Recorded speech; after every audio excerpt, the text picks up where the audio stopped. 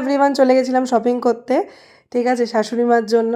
তো মার কিন্তু বার্থডে ছিল 1 জানুয়ারি। অ্যাকচুয়ালি তোমাদের একটা আমি গল্প শেয়ার করি, সেটা হচ্ছে কিন্তু মার বার্থডে কবে আমিও জানি না। তো হঠাৎ একদিন আমি আধার কার্ডে দেখলাম যেরকম হয় বসানো থাকে 1 জানুয়ারি। আমি যখন আমার মার বার্থডে করি, আমার বাড়ির সব কিছু করি, তো মার বার্থডেটা কেন হবে না?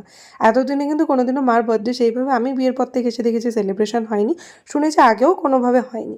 তো আমার ইচ্ছা ছিল, তো তার জন্য চলে গেছিলাম লুকিয়ে লুকিয়ে মার জন্য ব্যাগ কিনতে।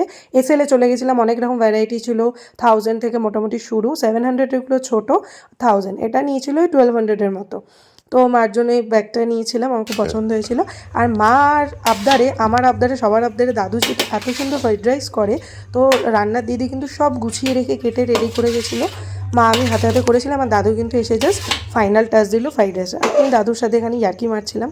দাদু কিন্তু ফ্রাইড রাইসটা অসাধারণ করে, যারা খাও তোমরা নিশ্চয়ই জানো, যারা ভিডিও দেখছো তার মধ্যে অনেকেই কিন্তু খেয়েছো। তো যাই হোক, আর তার সাথে হয়েছিল কিন্তু খাসির মাংস, আর হয়েছিল কিন্তু ইলিশ মাছ, ঠিক আছে। তো মানে ভাপা, তো এটা ছিল মেনু, চাটনি পাঁপড় মিষ্টি যেরকম হয়। এটা ছিল কিন্তু কেক, যেটা ঝিলিকদির থেকে নেওয়া হয়েছিল। কেকটা ভীষণ সুন্দর করেছিল, 1 পাউন্ডের নিয়েছিলাম, সবার অলমোস্ট হয়ে গেছিলো।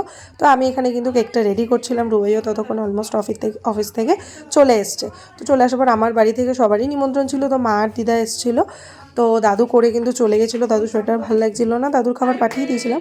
আর এখানে দেখো, আমি কিন্তু এখন আমার ভয়েস ওভারটা বন্ধ করলাম, তখন কি সুন্দর মজা হয়েছে সেগুলো কিন্তু তোমরা দেখো। এখানে অনেক বাঙাল কথা, এখানে নানা রকম,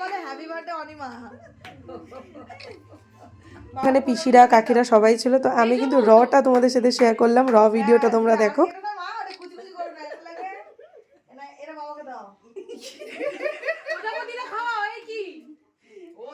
সত্যি সত্যি সর আগে বাবারে দাও। আমি সিলাটি খাও জিমাকে। হ্যাঁ ওটা বাবাকে দাও। আগে খাওয়াইনি কি রে, বাবারে লাগবো না আগে। আবার দাও কত খাও। না এটা খেলে মুখে দেবে ফুটফুট হচ্ছে। প্রজাপতিগুলো ধুয়ে আমার মার কাছে এক পিস দিয়ে দেবে। তুই কিন্তু এই বোর্ড থেকে শুরু করে এখন সব চাইবি দা। প্রজাপতিটা শুধু বাবার কাছে দাও। কি করবে ঠিক মানে? কেকটা বানানো প্রজাপতিগুলো আমি খাওয়াই দেই। তুমি খাইয়েছো? তুমি খাওয়াও। নাও। খাইয়ে দাও। ওই তো হাতেরটা দাও না।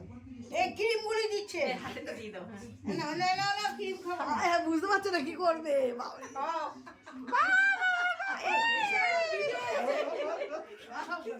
ওই বিশাল বিশাল এসে।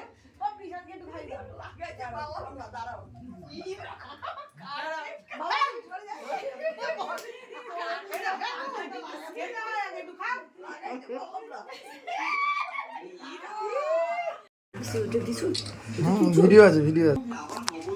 কাইটা কাইটা পিস করে রাখ, তারপরে পরে হিসাবে রুবাই নে খাই, রুবাই নে ভাত খাই। এই যে আমার বড় পিসি শাশুড়ি কিন্তু আমার মাকে পুরো কেক মাখিয়ে দিয়েছিল। তো এখানে দিদি ভাই, জামাইবু, পিসি, কাকা, বিশাল, ওরা সবাই ছিল। তো আমাদের বাড়িতে ওরা সবাই খেতে বসে গেল, ওদেরও বাড়ি যাওয়ার পালা হয়ে গেছিলো। তো এইভাবে কিন্তু মায়ের বার্থডেটা খুব ভালোভাবে সেলিব্রেট হলো। তো আশা করবো যাতে প্রত্যেক বছর এইভাবে আমি করতে পারি।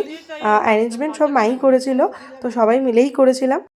জামাইবাবু কিন্তু বলেছিল এটা ফলস বার্থডে, তো কী হয়েছে, আমি চেষ্টা করব। ইভেন চেষ্টা না, আমরা জানতে পেরেছি এক্স্যাক্টলি বার্থডে কবে, তো বছরে দুবার আর করবো না। নেক্সট ইয়ার থেকে ফলস বার্থডে হোক আর অ্যাকচুয়াল ডেটে বার্থডে হোক, যেটাই হোক, যে কোনো একদিন তো বার্থডে হিসেবে সেলিব্রেট করতে হবে। আমি আমার মাঠটাও করি, বিয়ের আগে মাঠটা করে এসেছি, শ্বশুরবাড়িতে এসে এই মাঠটাও করব। তো চলো, প্রত্যেকবার কিন্তু তোমরা আমার সাথে থেকো। আবার দেখা হবে নতুন একটা ভিডিওতে। ভালো লেগে থাকলে please do like, comment, share and subscribe.